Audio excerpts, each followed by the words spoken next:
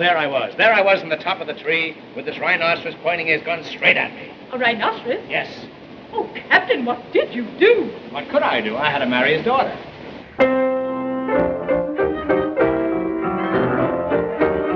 It's the Marx Brothers Council Podcast, episode 52. I Got a Fire Engine. Hi, this is Noah Diamond, and I'm here with the magnificent Matthew Conium. Matthew, I always feel like this is your time of year because I associate you with associating Christmas with the Marx Brothers. And I wonder if you're planning to do your customary Christmas rewatch this year. I am indeed, yes. I'm not doing the full one. I do the full one every 2 years, but I will certainly be dipping into in the late Christmas nights. And it couldn't be more Christmassy here. It is actually snowing outside. Ah, how idyllic in Bath, England. Well, we have a great show this month and a great guest. Before we get on with that, though, I just want to mention that the holidays, as festive as they may be, don't entirely explain the excitement and good cheer in the air right now, because it seems like everyone in the world is talking about the upcoming launch of our Patreon program. Everyone's repeating it around the club. And we're getting close on this, folks. Subscriptions will be open by January 1st, and our January episode will be the first to include a bonus segment that's available exclusively to our Patreon subscribers. Bring your dog around and we'll give him a bonus segment too. And if you stick around at the end of this episode, we will tell you more about the Patreon program, what's coming up, our 4 levels of membership, and the rewards that come along with all of them. So that's coming up at the end of this show. But for now, let's get things started. Our special guest is Brian Levant, writer, producer, showrunner, director, and collector. His hundreds of credits include Happy Days, Mork and Mindy, the Leave It to Beaver reboot, and the films Beethoven, Jingle All the Way, The Spy Next Door, Are We There Yet?, and the 2 live-action Flintstones.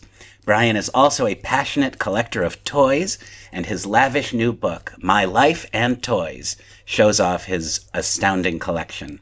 And it includes more than a few Marx Brothers toys and collectibles, because Brian is also a Marx maniac, and sooner or later, they all turn up here.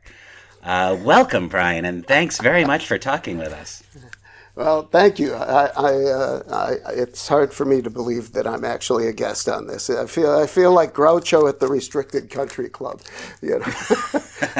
Well, we are more than happy to have you for a member, and you can go in the pool all the way up to the top of your head if you want to. Thank you.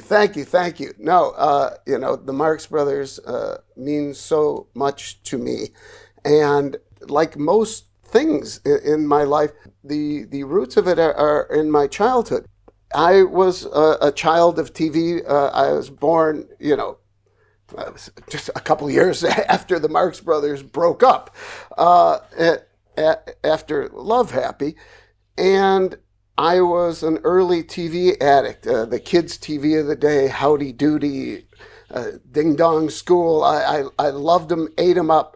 Captain Kangaroo, and at the same time, my mother, who was a very interesting person, when I was a kid, her book group was led by Herschel Gordon Lewis, the man who invented the slasher film, and among her acquaintances and friends were the photographer Vivian Maier, the subject of the Academy Award nominated documentary.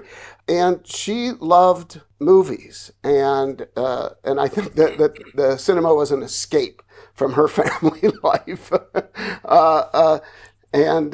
She ran off and eloped with the first guy she slept with, and I was born shortly thereafter. And she loved comedy, and growing up, I and a whole generation was very privileged to have every week come into your home Jack Benny and Jackie Gleason and Red Skelton and Bob Hope and Ernie Kovacs and Groucho Marx. We were huge fans of You Bet Your Life. And, even in like third grade, I knew that $250 for the grand prize was nothing. It was a ridiculously low sum, but that's not why you were watching the show. You didn't really care about the game. And it was a weekly delight, and I learned to imitate him very early to get laughs at family get-togethers. This all leads to being in high school and having my prom date throw me over for another guy. And so instead of going to the prom, and instead of going to see The Who with opening act Joe Cocker, as we were supposed to, we ended up at one of our friends' older brother's places outside Chicago. And while everyone else did drugs, I sat in a room and turned on the TV, and there was At the Circus. I came in a little late. It wasn't too hard to pick up the thread. And knowing Groucho, being aware of Harpo, even having a vague memory of seeing him on You Bet Your Life, knowing that the Marx Brothers existed, but never really having been initiated. And it came to the scene where Chico, and I always called him Chico until I used to hear Groucho on talk shows refer to him by his proper name, and Harpo searching, what was his name? Samson the Strongman's a railroad, his little bedroom in the railroad car. And within it, they decide to search the pillow. He's tearing the pillow apart. Harpo's tearing the pillow apart, accidentally turns on the fan, and a snowstorm takes place. And then Harpo's imagination takes over. And suddenly he's stuffing a pillow in his jacket, taking the sleeping cap, putting it on, and he grabs the spittoon, and he becomes a sidewalk Santa. And is this flurry of imagination was so childlike, so divine, and so simple, and yet so pure. And the Chico plays along with it. And, hey, gotta be a cold winter, huh, Santa? You know, it was the moment of my initiation. Now, I have been writing sketches for Cub Scouts. I submitted jokes to kid shows in Chicago when I was 8 years old. I wrote for, I was editor of my camp newspaper. You say, so what? Well, the other guy, I was the Sunday totem pole. And NPR Scott Simon did the Wednesday totem pole. And the guy before us won a Pulitzer as a managing editor of the Philadelphia Inquirer. So this was a job for serious people. But I saw my future in journalism, even though I'd made films since I was 10, Super 8 films on occasion. But at that moment, I took my vows in the comedy world. And I decided that I was going to point myself towards Hollywood and to become a comedy writer, really. And to devote the focus, the main focus of my interest, virtually only to comedy. And I've never regretted the choice, I have to say. But, from that moment to where I'm sitting now, really, is we are playing the end credits to my career. It's been a tremendously successful voyage, and I love the things I've done, and so much of it was inspired by the Marx Brothers. And following that night of seeing At the Circus, I discovered, many years later, that the person who programmed Channel 7, ABC, WLS TV in Chicago, midnight movie on Saturdays was the soon-to-be legendary programmer Brandon Tartikoff. And he, in a much later interview, I only learned this through this interview, that he was the programmer, and he used that slot to see the films that he'd always wanted to see. And so you got the Marx Brothers, and you got a lot of W.C. Fields, the Universal films. I don't remember seeing the Paramount ones there, but those were wicked wild stuff. And then he played a lot of the monster movies and things like that. It became me and several of my friends. We would check the TV Guide on Sunday when it came out with the paper to see whether or not you would get to see horse feathers or the coconut. I don't think your younger audience really appreciates how difficult it was to see 13 Marx Brothers movies. What was it? Animal Crackers wasn't even in circulation until the mid-'70s, thanks to Steve Stoliar and Groucho and Aaron Fleming, I guess, and finally Universal. But it took me 13 years to finally see all of them, which was such a goal. But the hunt, it's a lot like collecting today. That, it used to be that you had to go to flea markets and mildewy antique stores in rural Wisconsin to find these treasures. And now you can just open up eBay and there it is. And it's like, yes, I can go on my TV and say, play the big store. The big store is there. It took me like 9 years to see somebody finally put it on the tail end of a double feature with at the races before you could see it. It was just hard to see them all. It's taken some of the fun out of it, I think. But by the end, I was really following through more out of a sense of responsibility. The same way I watched Mad Men the last year, so I wasn't enjoying it, but I felt a responsibility to watch it to the end. But it was a thrill when finally the video era dawned, and you could see things like the Great Jewel Robbery, which was an episode of some series. GE Theater, I believe. Yeah. GE Theater, there you go. A half-hour show, and just to see things like that. And so at this time, when I was so heavily, looking forward, living and breathing the Marx Brothers, and my mother, bless her soul, bought me the Marx Brothers at the movies, which came out like the same year that this began for me. And all of a sudden, Groucho started showing up more often than he had been, since Tell It to Groucho went off the air in 62 or something, right? And you didn't see much of him. He did. I remember he introduced Johnny Carson when Carson took over The Tonight Show. And I remember seeing him on the Hollywood Palace.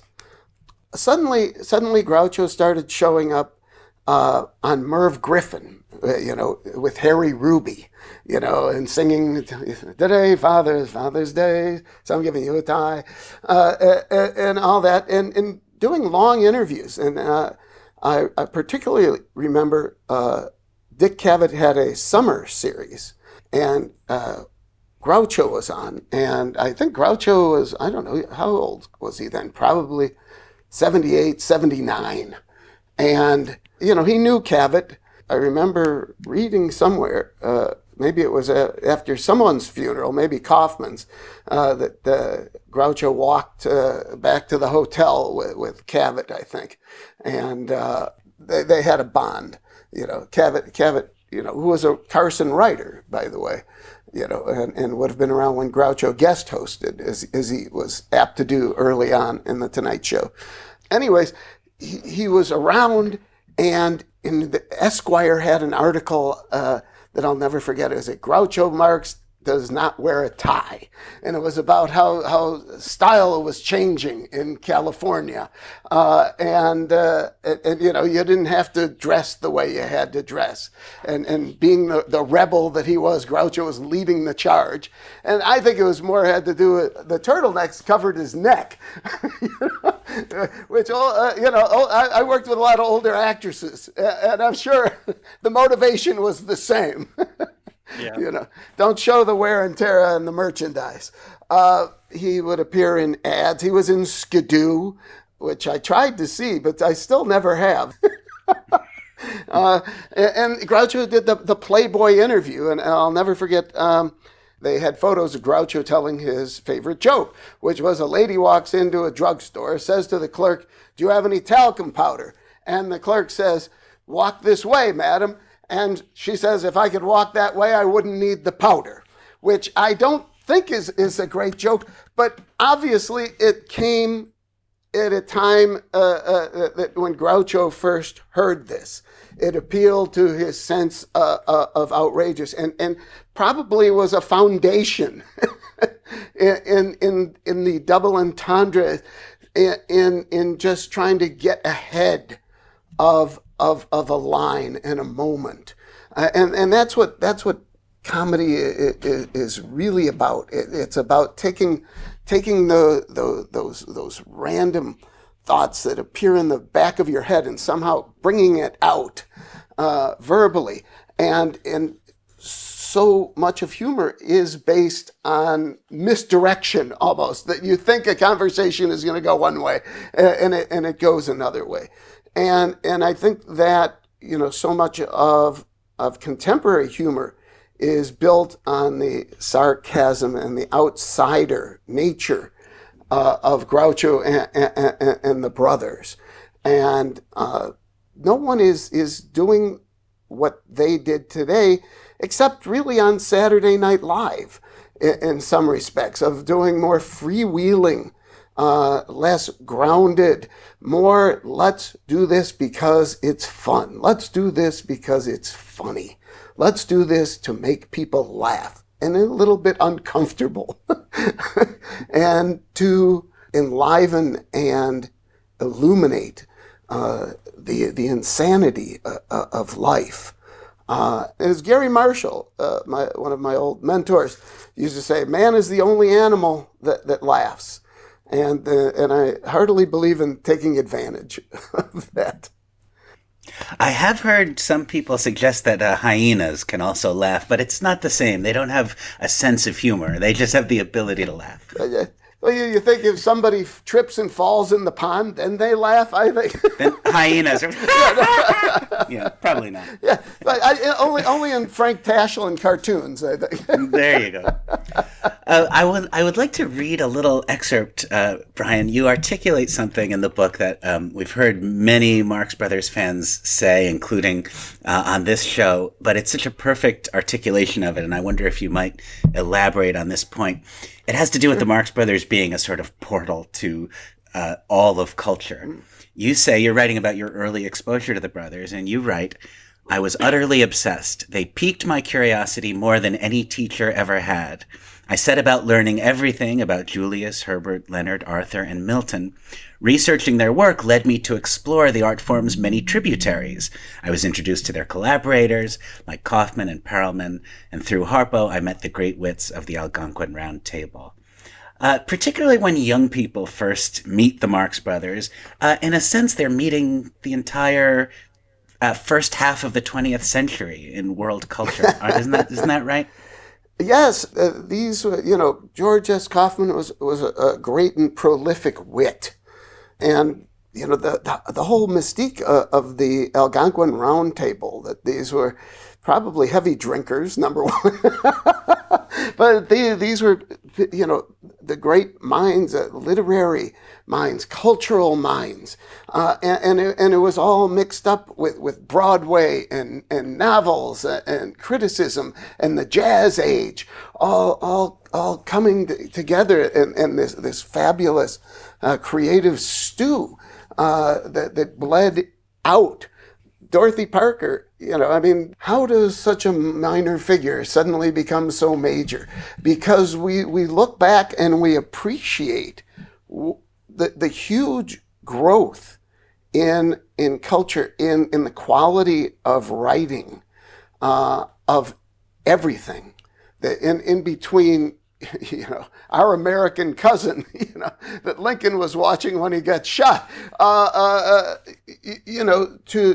the Marx Brothers, to the great plays of the 30s and 40s and 50s, and you watched vaudeville become Broadway, and how Broadway attracted the intelligentsia, and magazines like the New Yorker, which Walcott wrote for. Is that not right? Yeah. So you had you had all these different areas of creativity, literally sitting at a table, encouraging each other, playing word games. So, they delighted in the frivolity of the era, and I'm sure that all came crashing down for Groucho on the day the stock market crashed. but you just saw this sudden outpouring of manners, opulence, words, comedy, music, Irving Berlin, these immigrants getting sucked into the cultural mainstream.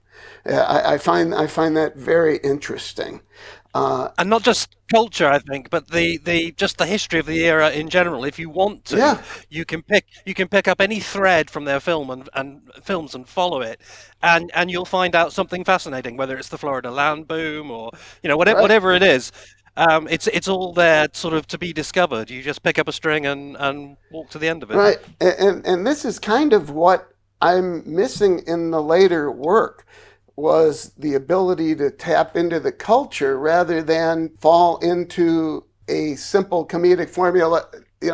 Chaplin did the circus, Keaton did college, but and everybody kind of took a swing. Bob Hope did 2 cowboy movies, but they were more parodies than Go West was. But they just kind of settled rather than digging in to kind of lambast education, to lambast the Florida land boom.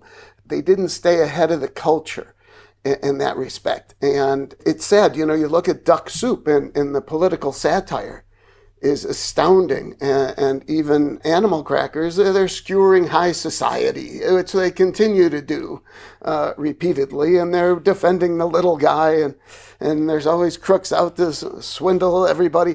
But it's almost really too bad that, I worked with, for several years with Paul Diamond, the son of IAL Diamond. And we'd always heard about a day at the UN. And I asked him, so is there anything on this? And he sent me a page from IAL Diamond's unpublished autobiography, where they talk about the inspiration. He and Billy Wilder were in New York, and they were promoting Some Like It Hot. And they got stuck in New York at the same time the UN General Assembly was meeting, and Nikita Khrushchev, the Russian premier, was pounding on his desk with his shoe, and the Cold War was at an all-time high. And they thought, this is like a Marx Brothers movie. And when they got back, according to this page in the book, they spent a couple weeks working out a story, a quasi-sequel to Duck Soup, in which the Marx Brothers, who were jewel thieves, ended up pretending to be diplomats. And when Billy Wilder called Groucho to say, we'd love to get together with you and your brothers, he says, don't bother, Chico's dying. And that was the end of that. Now, Scott Alexander just shared a letter that he had dug up recently, and I don't know where, but it was Billy Wilder saying that they had written 40 pages of this movie. I have no idea where they are, if they exist. What does it matter now? But I'm just kind of mad. Ninochka, was made Billy Wilder, writer, director, German background like the Marxes, somebody who was a really, really great comedy director. Had he been able to hook up with them, after room service, that they weren't continuing to be guided by top talent, and it's kind of a shame in that respect, because had Billy Wilder or Howard Hawks gotten the Marx Brothers, I think they would have led them into much more contemporary satire that would have continued to make the brothers more relevant than becoming an act that was going through the same paces again and again, trying to follow a formula that worked for a time. It's possible, and it certainly is, endlessly delightful to explore all the what could have beens in their later career. But I think Billy Wilder or anyone else trying to breathe new life into the Marx Brothers at that point would have been up against the lack of enthusiasm on the part of the brothers themselves. I mean, Chico always had enthusiasm for collecting a paycheck, but that Marx Brothers were less interested in being the Marx Brothers as we get deeper into the 40s. And a really good point Matthew has made is that over the course of their film career, we kind of see them going from being right in the center of the zeitgeist to being more of a nostalgia act, by those later MGMs. And I wonder about the power of nostalgia with these things. It's inevitable. If you have longevity, you're going to become part of other people's nostalgic thinking. It's not necessarily bad. And nostalgia has been something of an engine in your work, wouldn't you say? It's been a huge engine, but is it nostalgia when you're living with it every day? Yeah. We can talk about my two times I was in the same room with Groucho. Let's do that, yeah. Well, okay, now that you mentioned, I guess, so I know that you had a woman on, Minnow, the head of the daughter, I'm sorry, what's her first name? Yes, Nell Minnow. Nell Minnow, yes, that she talked about meeting Groucho at Northwestern University where they had a fine film festival, and he was there. Saw it in the paper, a little tiny thing, that he was going to be at McGraw Gym on the campus of Northwestern University, Evanston, Illinois, and I and about 1,000 others sitting on the floor, and he was just on a little podium with a mic stand, and wearing a white turtleneck and a sport coat, no beret, and the cigar wasn't lit. Took me a long time to remember if he even had a cigar. Anyways, he was there invited by Bergen Evans, who there are several letters to and from in the Groucho letters, who was a longtime professor there. And I believe the author of a book, something, the Encyclopedia of Nonsense or something to that effect. And so this was a very relaxed Groucho. This was a Groucho, the kind of Groucho you see in his writing, where he has a young, educated audience, and he wants their approval as a learned person, to look at him not just as one of the funniest people who ever lived, but somebody who had accumulated a great deal of knowledge and understood it and read vociferously and was engaged in politics. And so much of his time was spent skewering Richard Nixon. That was, at the height of the anti-war movement, which, let's face it, the Marx Brothers became a symbol of rebellion within the college world at the time of upheaval and people protesting against the war, and to such a degree that it changed American policy. We have to remember the strength of that movement, and Groucho just kind of fed the sourdough, as it were, and he was everything you've ever read those are. My Dinner with Groucho Marx, that he was charming and urbane and told good stories. He didn't sing, didn't have an accompanist or anything. And I would say he probably did close to an hour. And definitely, as I recall, everyone standing and applauding him, and it was almost like, give me a little more. Come on. He did. He enjoyed it, Was Aaron a visible presence there, or was this slightly pre-Aaron? This was pre-Aaron Fleming for sure. And the second time was post-Aaron Fleming. When I arrived in L.A. in 1975, I was very fortunate that I started working almost right away, writing for David Steinberg, the National Lampoon, the Jeffersons, but I wasn't making a lot of money, barely enough for groceries, and so to get free records, I wrote record reviews for this utter rag. I can't even, the Marquee, I believe it was called, and so I'd have to drive 30 miles to where they were printing and drop off my stuff every couple weeks. And while I was there, I started telling Marx Brothers stories to the editor, and we were having a good laugh over this stuff. And he calls me back a week later and he says, hey, how'd you like to go on an interview with me? And I said, well, it depends who you interview. He goes, Groucho Marx. I said, you're kidding. He goes, no, I got a hold of, he got a hold of Aaron Fleming somehow.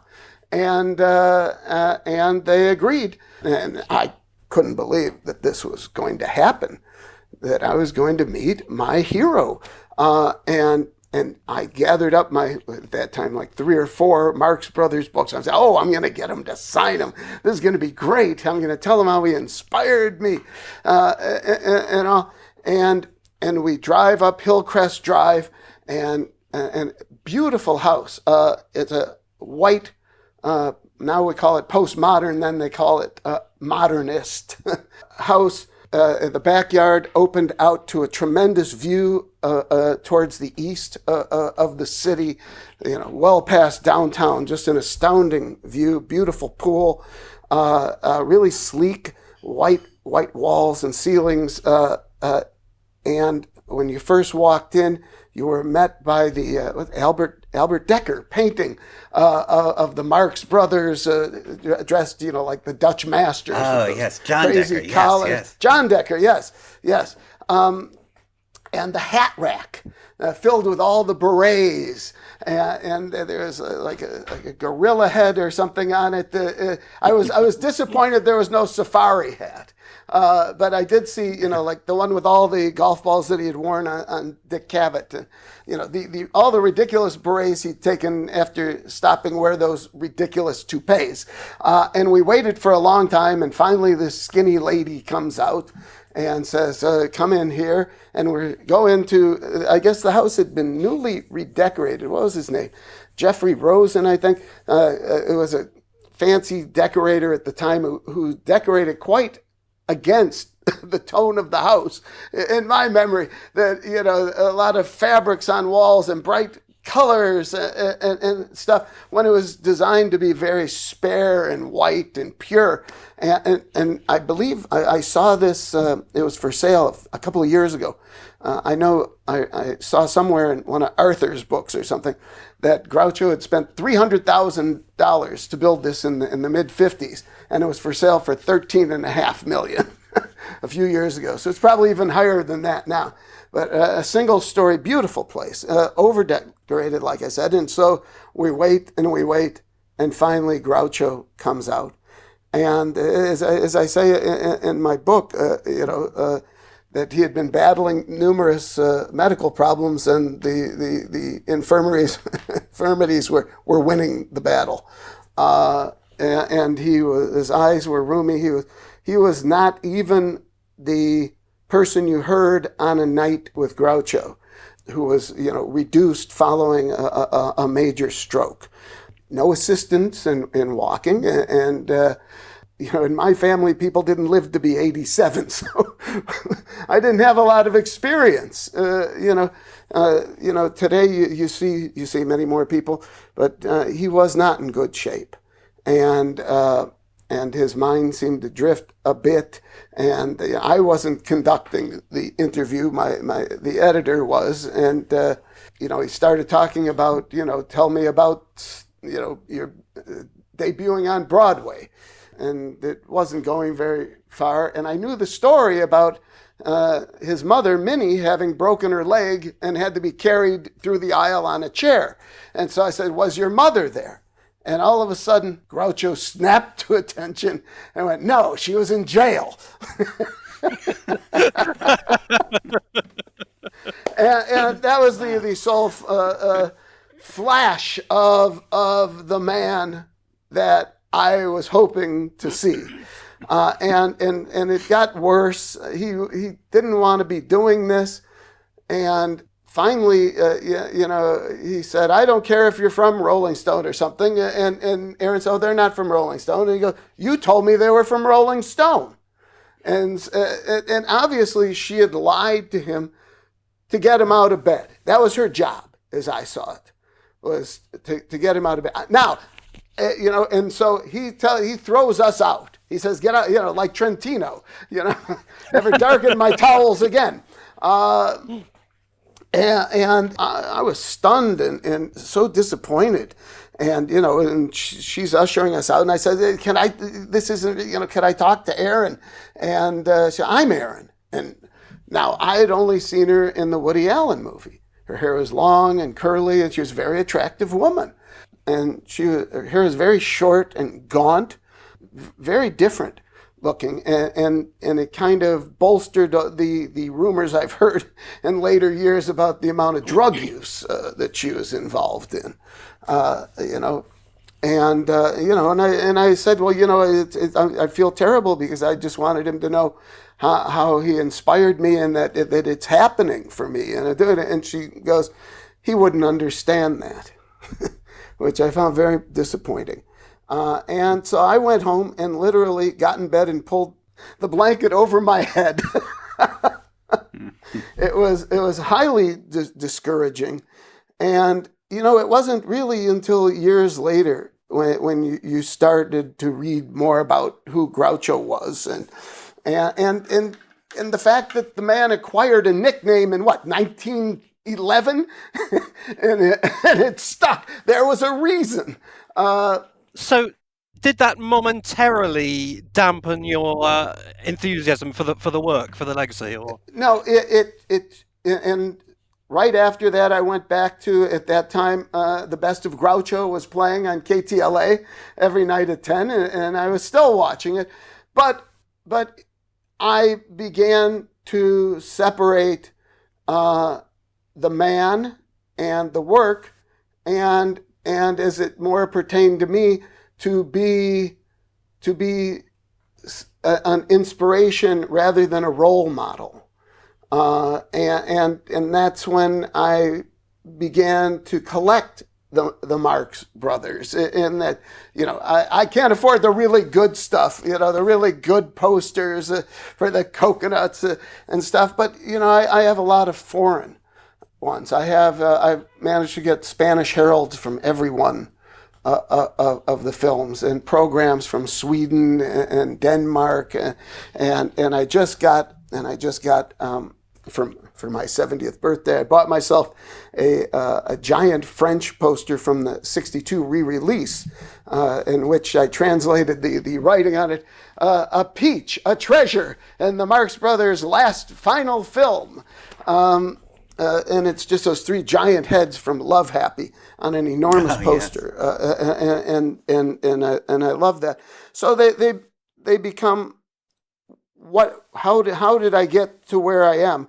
And that road was paved through Minnie's Boys, and it just, the role that they played in my life changed, and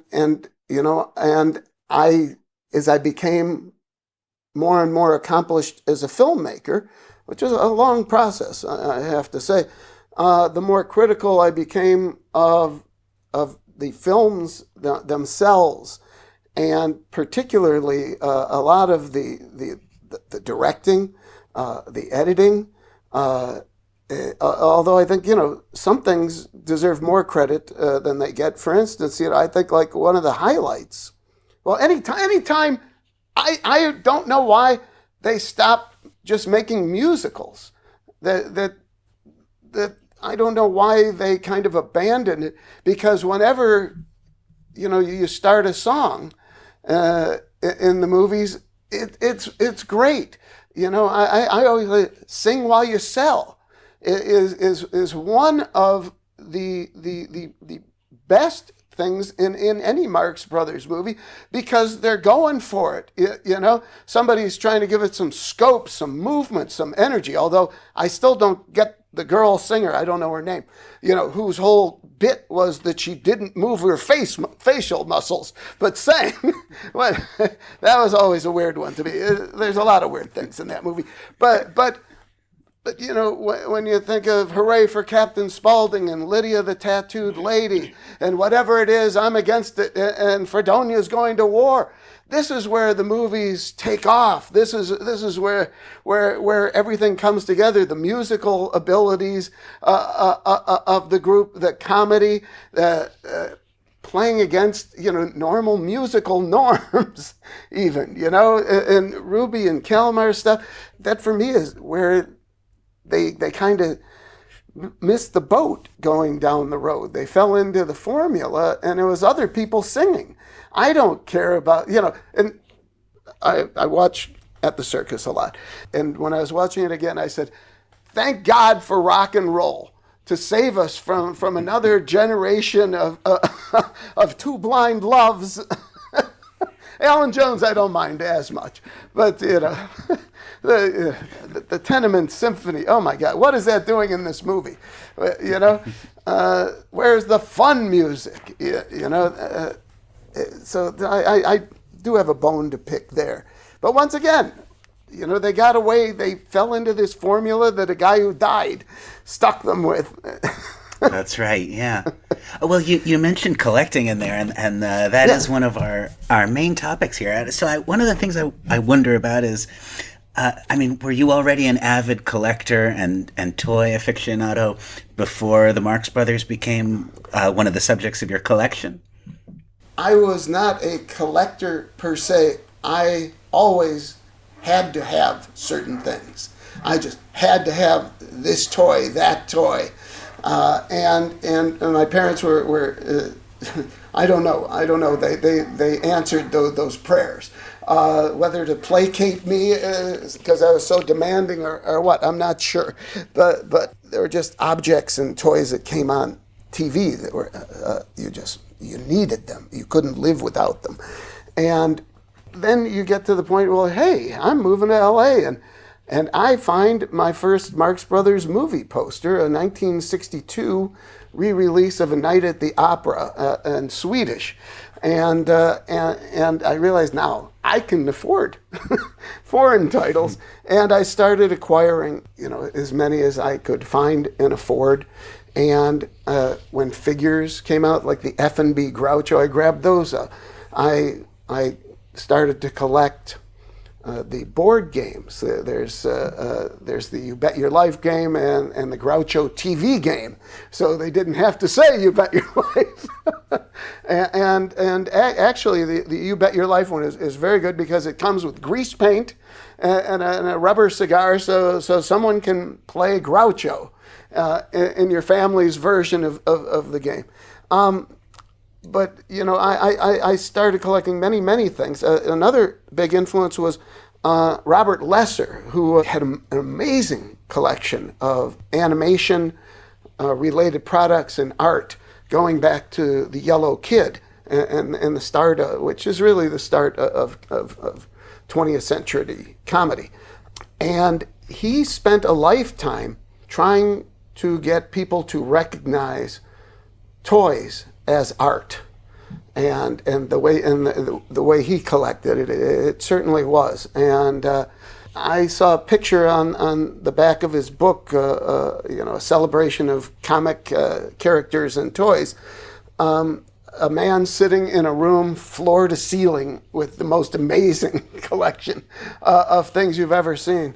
And I saw my future, and started really much more heavily into toys. And the toys, from my childhood and the spin-offs from the shows I watched, Howdy Doody and the Flintstones. And who knew that, having a collection of 30 to 40 pieces of Flintstone toys would be the thing that got me the job with Spielberg directing the movies. And actually, when I had heard that they were looking for, this was after Beethoven, so and after 400 episodes of TV, that I became a director, and I had heard that they needed a writer for the Flintstones. By the time that word had trickled down to me, the job was long done. But I was terribly surprised when they asked if I wanted to meet about directing it. And so I spent 2 weeks thinking about how you would translate this. And many of the same issues that you discuss on your show of what is too cartoony, what is too real, where are the lines there? came into play in talking about making a pretty realistic version of the Flintstones world. And I, for the first 10 minutes of my meeting, I talked like this. I'm not exaggerating. Stephen and Kathy Kennedy seemed to be used to people talking like that. I guess they were. And I finally pulled myself together and managed to pull out a Polaroid of my Flintstone collection. And when Stephen saw that, his eyes lit up. and he saw somebody, I think, who wasn't approaching this as a job, who was approaching this from a point of passion. And I got the job, and it was an incredible opportunity and learning experience. And I'm very proud of what we achieved there. But the same was true of so many things that I collected, and so many of them, my Leave It to Beaver collection started before I started doing it. But when I was 16, watching the show after school one day, I said to myself, I wonder what those guys are doing today. And that one thought became the germ that became the 83 movie of the week, the 84 to 89 series, and the 96 film. Well, I remember seeing the Flintstones movie when it was new in theaters and thinking how interesting it was that the Flintstones cartoon series seemed to be such a remarkable job of taking the very cartoony dynamic and performances from the Honeymooners and making that cartooniness literal. And then it also had this prehistoric setting, which mostly seemed to be a source of additional jokes and humor.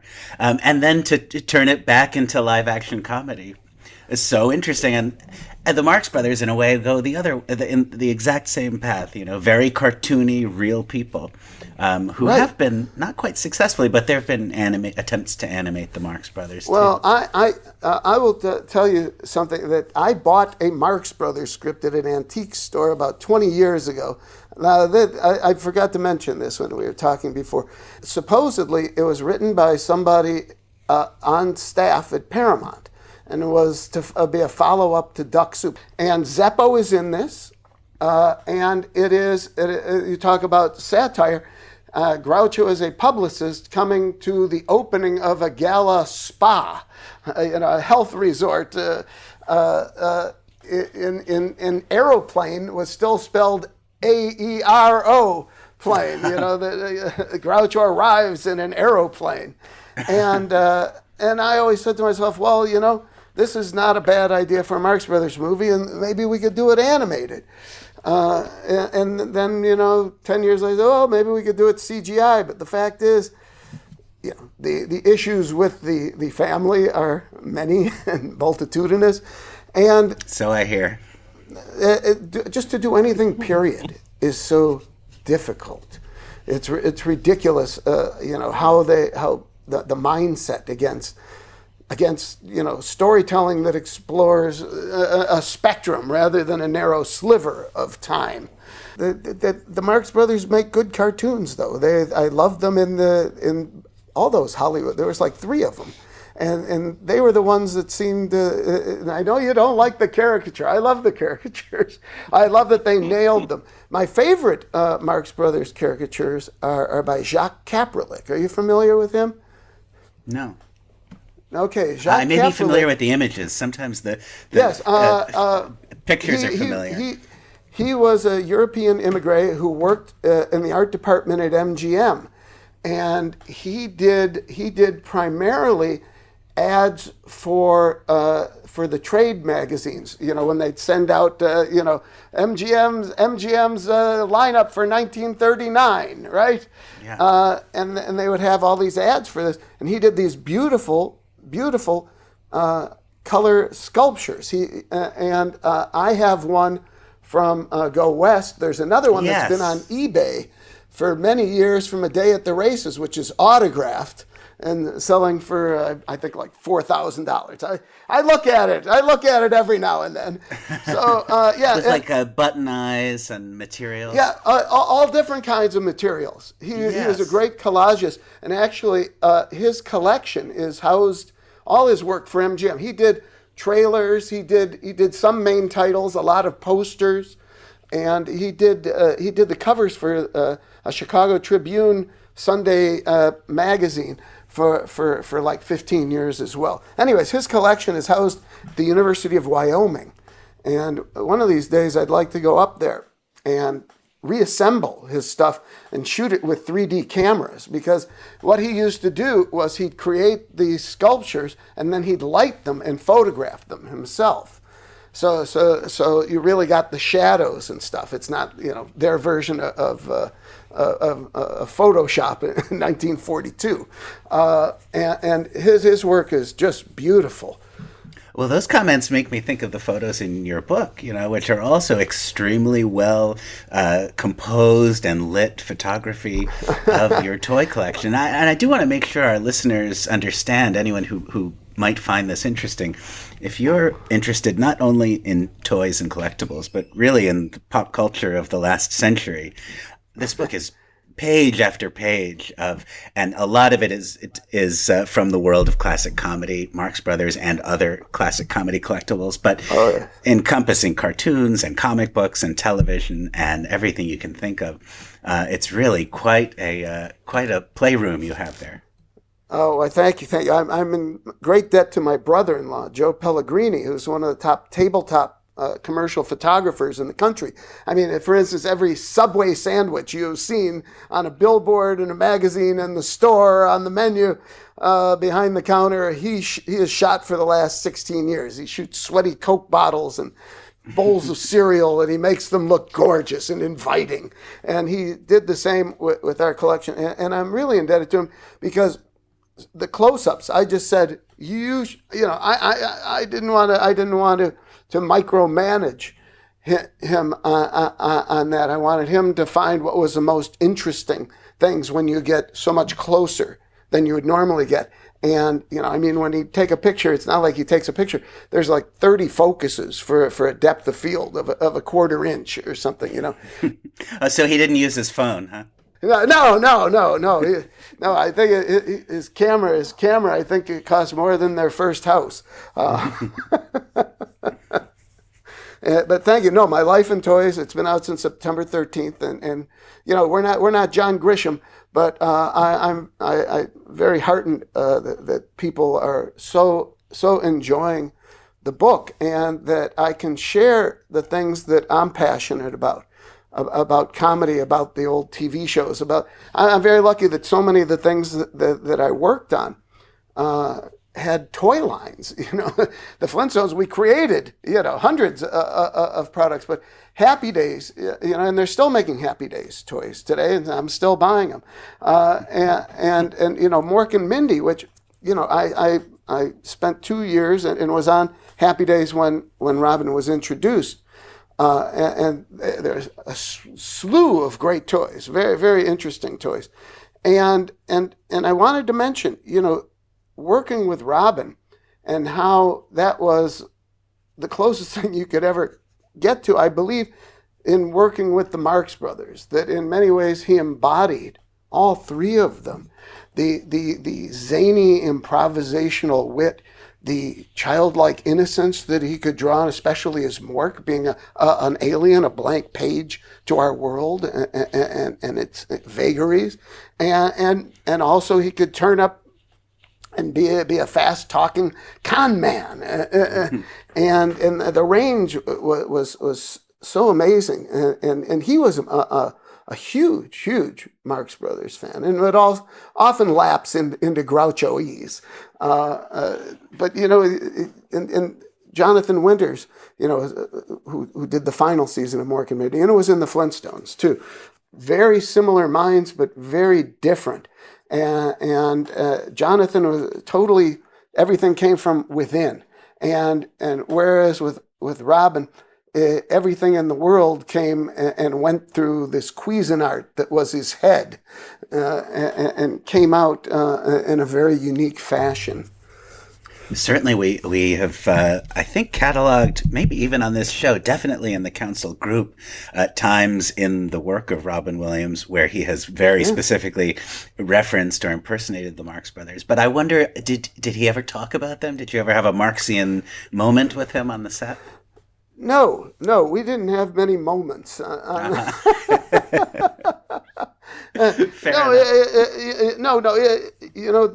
I came, Gary Marshall kind of drafted me. I didn't realize that the spaceship was taking on water when I got there, and the network had just thrown out their next 7 scripts.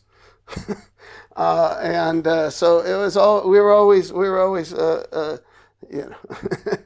always in the battle scene from Duck Soup scene between the network and the stage, and let's face it, Robin was running wild at night. At that time, during that last season, he was with John Belushi the night he OD'd. There was a lot going on there. His wife once confided to my wife that they spent their Saturdays going all over town paying off drug dealers to the tune of $10,000-12,000 a week. So some crazy times. So he wasn't exactly teaching a course in classic film comedy at the time. No, but he knew it. He knew it like he knew so much. I mean, he had an amazing memory, and was always lugging around like an old satchel, like Dr. Hackenbush was carrying around, filled with books that he was reading. He was a sponge in so many ways. You also met and crossed paths and worked with George Fenneman at one point, didn't you? George, yes. Yeah, tell us about Fenneman. Or Fenneman, as we fondly think of him. I used to watch him as a young man on You Bet Your Life, who'd come out and fix the microphones when people walked in. And even as a kid, I'd say to myself, why didn't somebody do that during the commercial? But he was a fine, like Margaret Dumont, he meshed well with Groucho and was a good foil for him. And so I believe he was in the Happy Days first episode of the season 6 3-parter Westward Ho. I don't remember much about those shows because I didn't like them. I didn't like the Hollywood shows where Fonzie jumped the shark either. We were getting very far away from where I thought the show should be. But anyways, so in order to publicize the Leopard Lodge's Western Rodeo or whatever it was, your roving reporter, George Fenneman, here to interview Howard Cunningham. And he just came in, I think he came in on Thursday and Friday, and he was just sitting on the couch, and our audience didn't know who he was. He was still doing the home savings and loan commercials in Los Angeles. He was their spokesman for like 30 years. And then I think they went under during the Reagan administration. But his hair was still dyed jet black. His voice was still great.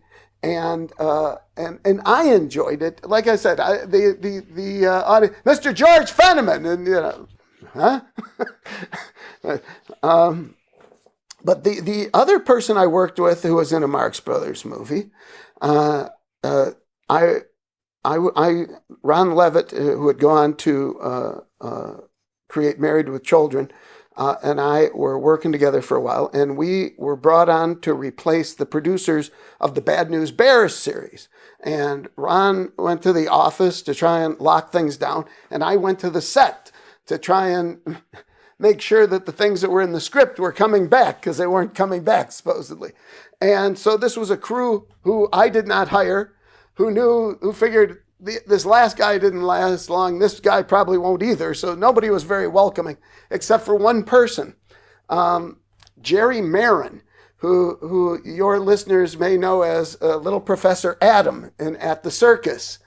And I realized as soon as I saw him and a couple of other little people there that it made sense So when the kids went to school, they would stand in and you'd light them instead of the kids, rather than have another kid who would have to go back to school and whose work day would run out before the kids. So him and his lovely wife Elizabeth were on the show, and Jerry welcomed me.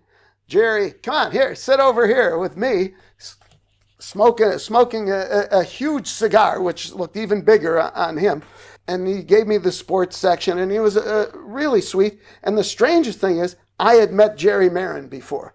When I was 7 years old, he was little Oscar, one of the 4 or 5 little people that the Oscar Mayer company put in giant Wienermobiles, traveling the country, promoting their products, giving out Wiener whistles, doo-doo-doo-doo.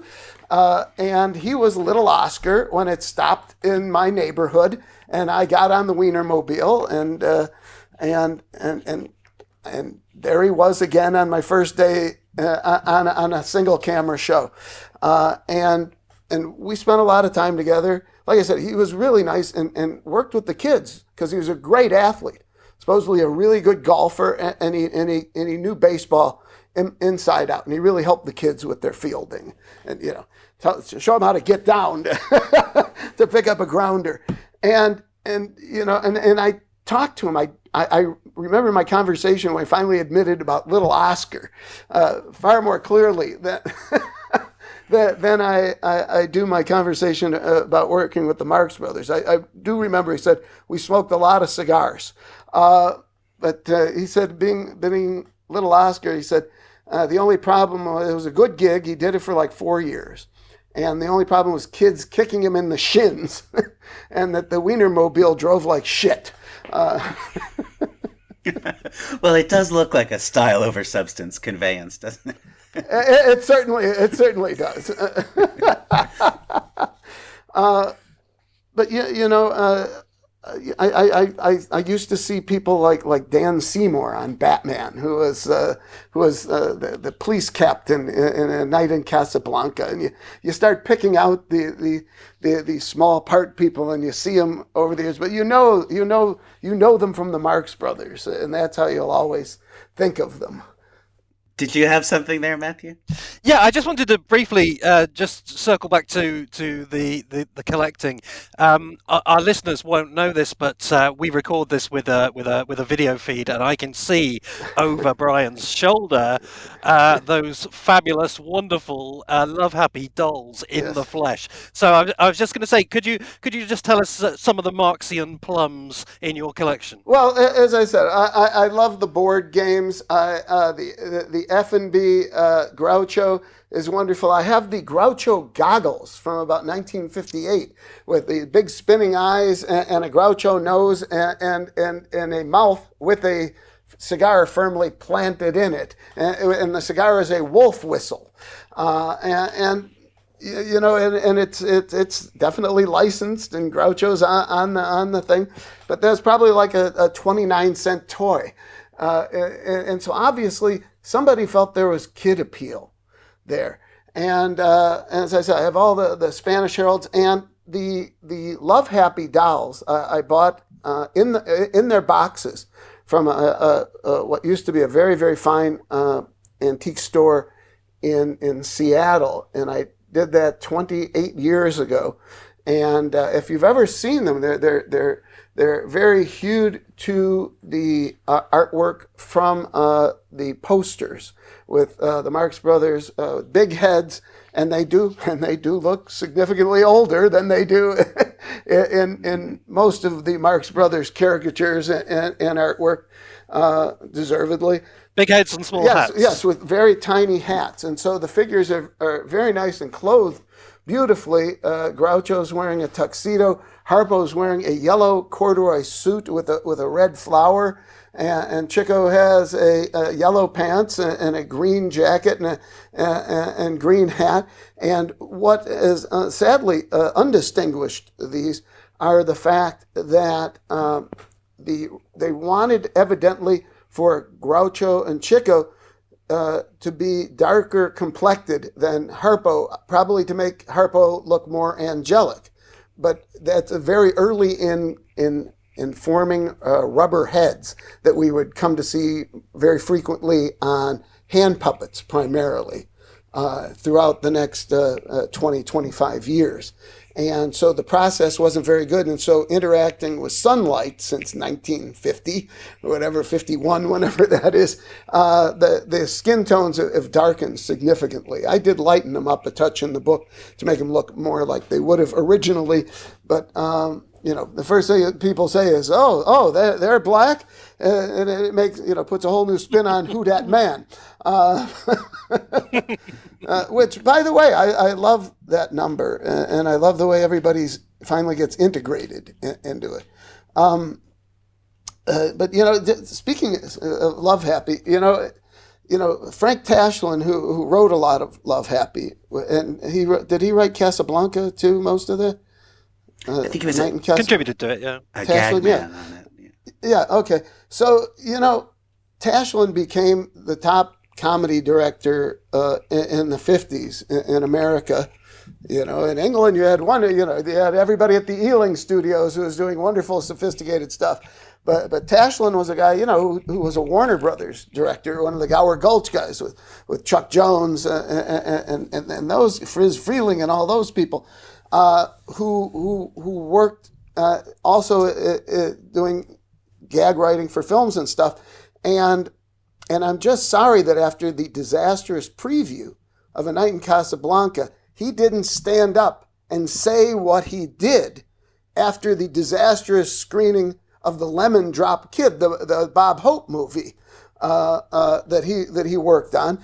And they're trying to talk about what they could have done, what they could do to fix it. And he stood up and said, I know how to fix this thing. Let me have it, and I'll make it great. And the studio didn't want him. Bob Hope said, we're not going to get any worse. Let's do this. And that launched Tashlin's directing career in earnest. And I so wish that he had stood up after what was it, like a 2-hour and 10-minute cut of A Night in Casablanca. What were they thinking? First of all, what were they thinking? This is me speaking, who's never made a movie more than 86 minutes. My first goal is not to bore anybody. But, it's really too bad that Groucho, a great writer, seriously, I read his stuff and it's clever, it's witty. His correspondence with the great writers of his generation, he's their equal on a page. He really is. I'm not talking about storytelling. I'm just saying writing a letter, being funny, being sharp, witty. Why didn't he say, rather than, write somebody, this one's looking to be a stinker. Why didn't he stand up and say, let me do this? And actually, there's a page in the Marx Brothers scrapbook, where he's got notes all over a page. So why not go the next step? Take the money for it, for God's sakes. Take responsibility. If you don't like the way things are going, fight for it. Don't just kind of say, I'm done with this. I'm doing it for Chico. And now, ladies and gentlemen, by popular demand of Bob Gassell, Brian Levant will rank the 13 Marx Brothers films. Okay. This is tough. All right. How about this? Rather than rank them, could I just go through them and try and just say a word or two about each? Is that better? All right. So we'll list them chronologically, and you can either give a numerical rating or a few words of opinion. The Coconuts, 1929. Primitive filmic arts. I heard once on the show that in England they wouldn't even play it because the quality was so poor. Okay, Animal Crackers, 1930. Love it. Hooray for Captain Spaulding. That's all I have to say. And when I saw Frank Ferrante, saw his show with the guy who did Harpo and Chico, to see the teapot business and the spoons and everything coming out of Harpo's jacket, incredible, and to understand how that was perfected, and it comes across so well in that film. Monkey Business, 1931. I was so glad to see them with a proper comedy director, and that it proved that they needn't rely on their stage success to continue as film stars. Horse Feathers, 1932. Satiric, wonderful. I think this is really the Marx Brothers at the height of their popularity in the era. And even though it was ground that had been trod by Harold Lloyd and Buster Keaton, it was fresh and fun. Duck Soup, 33. Their masterpiece, by far. The last time I saw it, what delighted me the most was in the battle scenes that every shot, Groucho had a different outfit on. They were pushing from every direction, from music, visually, cinematically. The sets were opulent. The musical numbers were inspiring and fun. It is their best film, hands down, to me. A Night at the Opera, 1935. I love A Night at the Opera. I saw it with my 13-year-old daughter and her friend Lowell Gans's son 25 years ago at the Alex Theater, with Arthur Marx introducing it, and told a wonderful story, which I can tell you at the end of this, so we can leave on that. And I always thought it was the worst edited film I'd ever seen. When I saw it with a full hysterical audience, it was the best edited film I'd ever seen. Every time the laugh would just fade to the perfect amount.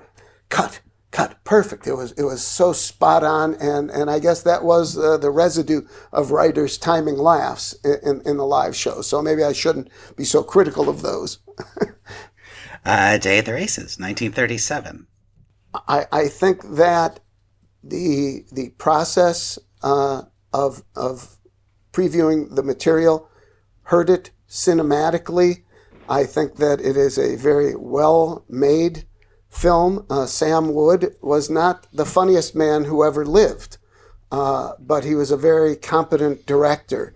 And the musical numbers in there are top flight, a little racist, not even a little racist, very, very racist, but delightful, just delightful.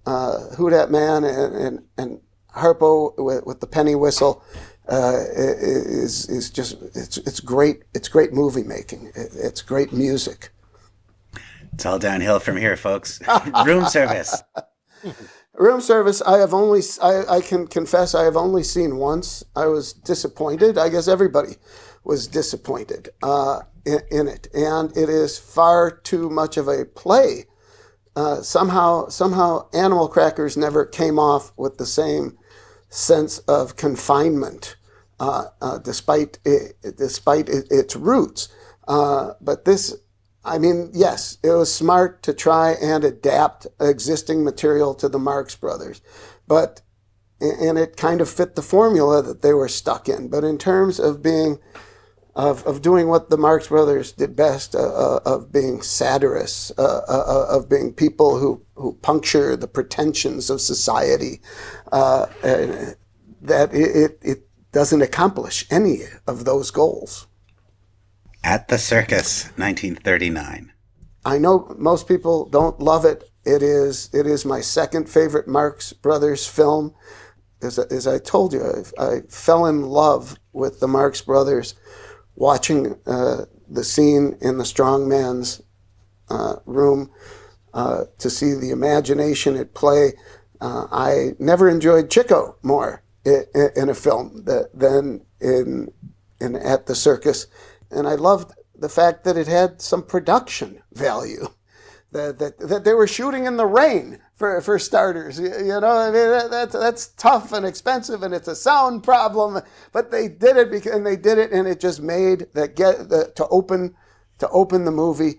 It gave it a reality that had been lacking in many of the openings of their films, to me.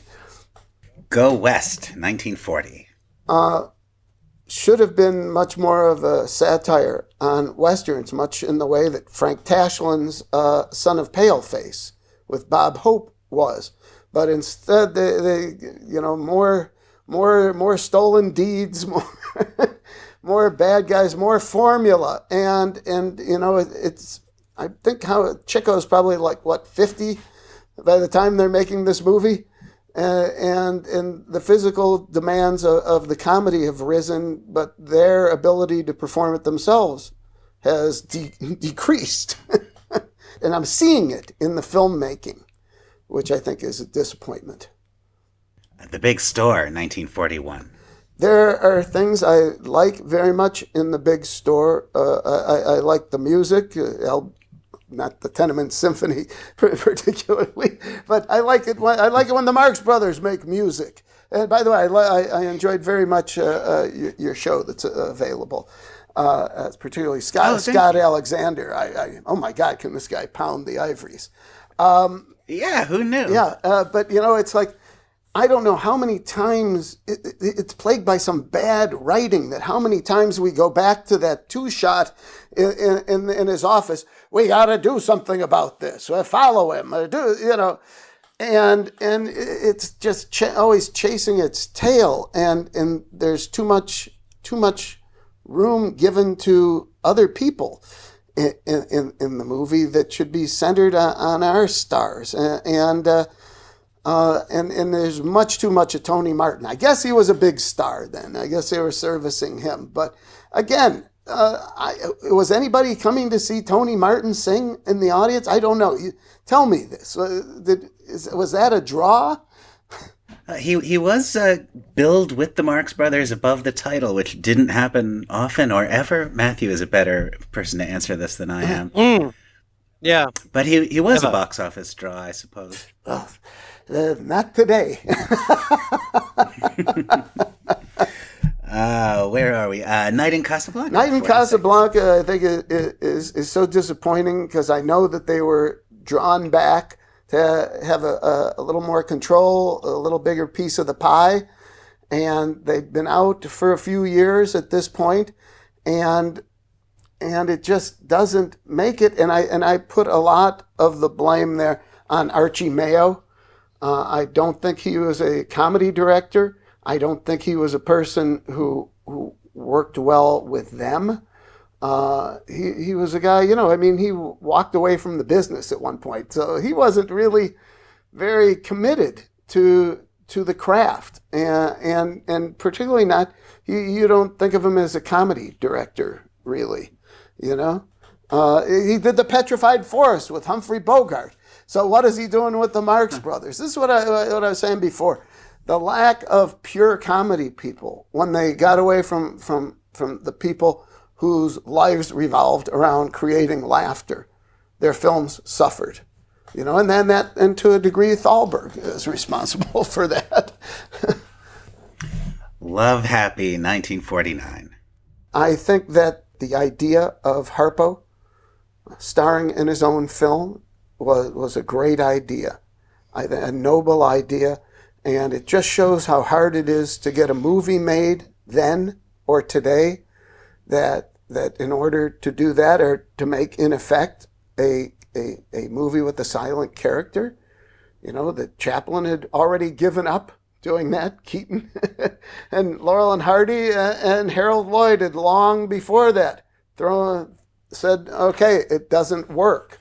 But, the pressure of getting Chico in there, of getting Groucho to do the voiceovers and then sticking him in with at least with a real mustache, that's notable. But I like Harpo in it. I like a lot of the things that I believe came from Tashlin and that. But once again, there's trying to save the starving theater company, which didn't work in room service. And I don't know, to me, it's even by then it was what I think of when I see stories about, well, we're losing the house because they're building a freeway through it. It was just something that people, I don't know, that a studio executive could understand what the story was. But it's not trying as hard as I guess, who was it who started that project years earlier? Was it Kaufman or? Ben Hecht and Harpo, I think. Right. Well, and Ben Hecht did great Hitchcock stuff. It was Burt Lancaster's partner, but not the funniest guy, maybe. Clever, witty, but God, I just wish that they had been in an era where their writers, who are so smart, Sheikman, S.J. Perlman, Robert Pirash, Harry Ruby and Kelmer, they weren't allowed to become directors. And so this stuff was always passed off to people who saw it as a product instead of perpetuating the work of a legendary group of performers.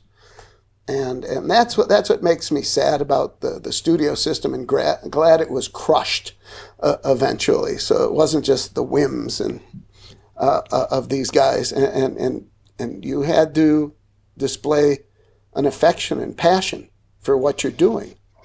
Otherwise, you don't get the job anymore. Rather than, Sam, here, do this. Sam, go fill in on Gone with the Wind. Sam, we need you over on stage 8. Yeah. I was just wondering how recently you've seen A Night in Casablanca, because it is one that when people revisit it, they're often pleasantly surprised by how close it is to at least the Marx Brothers of the Night at the Opera, Day at the Races period. And although in the first time through, it sort of blends in with the lesser later films, for some reason its stature has risen, and that tends to be what we find. Fans are very likely to say, "Oh, Night in Casablanca, we never gave it a fair shake before." Have you seen it at all in recent years? Yes. Okay. I watched it 2 weeks ago. And then you know what you're saying. I was brutally disappointed, actually. Okay. I thought Harpo was wonderful. I thought Harpo was giving it all, and I see moments where Groucho's working, where he's filling. He doesn't have lines, so he picks up a flower, he puts it in his lapel. Later, I thought, well, maybe he's doing that to match or something that they'd shot previously, and he didn't have it there. But it looks like he's trying to fill the frame. He's trying to stay alive when he doesn't have a lot to do, and he comes in so late in the movie. I know that in the Gone with the Wind cut, that the first scene was him at his other hotel. But as it is, he doesn't come into the movie for 20 minutes, and they should have done more of a once again. Why wasn't it more of a parody of Casablanca? They got mixed up in the same who owns the hotel and the set. I look at Duck Soup and these ornate, beautiful deco sets, right? And even I mean, Day at the Races, is that the one with where they took over stage 5, the set with the big pool, just so, right, just so they could do the water festival or whatever it was, that they were trying to be big, they were trying to be grand, and then you look at like the elevator in A Night in Casablanca, and they're not trying, they're not, the set. Groucho had his own money invested in Night in Casablanca. You're not going to get deco sets. There it is. I hate to see them become Abbott and Costello, and the Three Stooges, repeating the same formulas and the same business again and again. To me, the one that stock is risen is the big store. Because I like the number, and I like, normally I believe if I was writing Marx Brothers movies, I would integrate the solos into other musical numbers. That's when they seem to work best, not on their own. But I do like the Harpo and the mirrors and all the different characters and stuff. I'm fond of that. But, then you get into things like, what is the Italian Family? Yes. Sketch. It's endless. It's endless, which actually brings me to the last point. I had heard on an earlier, someone was debating whether the tryouts helped or hurt. And I'm of the mind that, with the exception probably of A Night at the Opera, in the stateroom scene, which they kept smaller, smaller, more, more, more, right?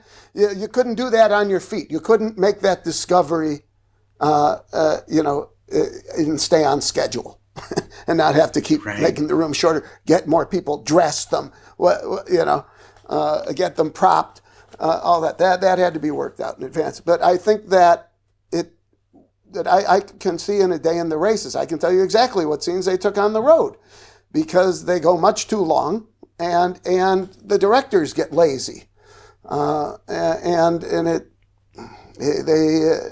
That's a very good point, actually. Yeah. When the camera locks, that's when you know. The Tootsie Fruitsy scene. I mean, they might as well just be in front of a curtain, because no one's at the betting windows. They got one extra back there. I don't think anyone told them what to do, even. Count money, do something. It's just dead. And they just stop trying to embellish the story. See, what I always try to do is something that in film school that they would drive into your head about the great directors, that every shot should be contribute to telling the story, and when the camera just rests and let them do a bit, it slows down the process and it reduces them as film comedians. And they always were straddling that line. What are we? Are we vaudeville? Are we Broadway? Are we movie? And yes, towards the end, the finales became more physical and more second unit and more stunt doubles and stuff, and to try and get a bigger wallop. I like At the Circus, though. As a finale, I find that one much more satisfying than Go West or what else is in that bed. I don't even the horse races. They managed to shoot beautifully, but the last number where everybody's walking, the camera's bobbing. I can't figure that out. How you can get one so perfect and something so much easier. I presume the camera's on the back of a truck, isn't it? Shooting that finale. Well, it might have, to get that high, they might have had to put a crane on a truck, and that would explain the bouncing. Yeah. Even an 8-foot arm would explain why it would act that way, where they're probably using shooting off the side of a camera car with wider lenses, which would tend to mitigate some of the bounciness too. Well, before we let you go, will you tell us the story Arthur Marx told at the screening? I would love to tell you the Arthur Marx story. So this takes place during World War II, and so nobody had a gardener. Everybody was at war, and so Groucho was out one day in his chinos and a T-shirt and mowing the lawn in front of their house in Beverly Hills, and all of a sudden, a woman in a big Chrysler convertible pulls up to the curb and says to him, "Excuse me, are you the gardener?" And Groucho looks around himself holding a lawnmower, and he says, "Yes, I'm the gardener." And she goes, "Are you available?" And Arthur said, "My father was between pictures." So he said, "Yes, I'm available." And the woman goes, "So what do they pay you there?" And he goes, "Well, they don't pay me anything, but I get to sleep with the lady of the house." And with that, she drove off. Brian Levant is our guest. My Life and Toys is his book. And Brian is truly a giant of show business. If you Google him and just look at his resume, you will realize, whoever you are, just how much of his work you have seen and enjoyed over the years. Thanks for being with us, Brian, and we look forward to having you back again soon. I thank you for the opportunity and to talk about people who had a tremendous impact on my life and my career. And, I always say that every day of my career I've drawn from two sources. First was Hitchcock and what I learned about storytelling. And the rest is really the inspiration of the Marx Brothers to be playful, to be fun, to be reckless, to go against the grain and to always look to be funny first. Amen. As you probably know, because I've picked up on the fact that you've listened to a few of our past episodes, you know that every episode ends, and we're going to do our Patreon segment after this, but we don't have to make you sit through that. So we will do what we always do, which is put our guest on the spot and ask for a song selection. Whatever it is, I'm against it. Brian Levant, ladies and gentlemen, he always gets his man.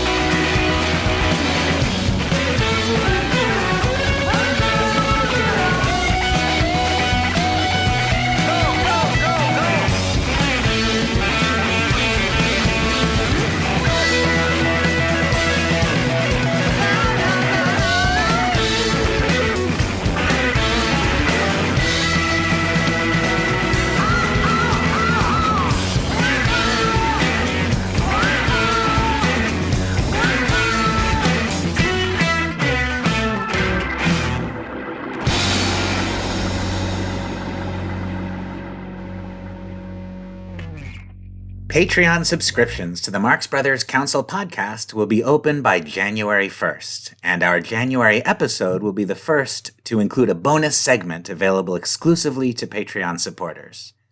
Matthew, I think this is our last opportunity before subscriptions open to tell our listeners a little bit about what they'll get if they subscribe. Okay, so if I had $3 and I didn't have anything to do with it, and I was looking for a useful way of spending that, what can you offer me? Well, you would be in luck with $3 in your pocket because the first of our 4 subscription levels costs $3 a month, a very reasonable price, which entitles subscribers to access our Patreon page and therefore all of the exclusive content we post there, namely a bonus segment attached to every upcoming episode of the podcast. Sometimes the bonus segments will be tied into the theme of the proper episode. Sometimes there will be something completely different, but it'll be a little more podcast for only $3 a month. You can't beat that. But what if I dipped into my other pocket and I found another $3 and I had $6? Well, if you had $6, you could really go wild by joining At the second level, I should have mentioned that the first level, the $3 monthly level, that's called Stowaways. Stowaways are entitled to the bonus segment. At the next level, the $6 level, which is Students of Huxley, you are entitled to the bonus segments, just like a stowaway is. You also get the monthly patron postcard. Every month, an actual physical postcard from the Marx Brothers Council podcast will be delivered to your real physical mailbox on the planet Earth. We don't ship beyond the planet Earth. These will be beautiful. Each one will have a new original image. Some are designed by me. Some we're bringing in other people to make them for us. And one of the things I like most about the postcard is the designs won't be available anywhere else. We're not going to share them online. You can share them online if you receive the postcard and take a selfie with it. But it'll be something that exists only in the physical world, which is a rarer and rarer commodity these days. So $6 a month, the bonus segment, access to the Patreon page, and the patron postcard. But you have more pockets.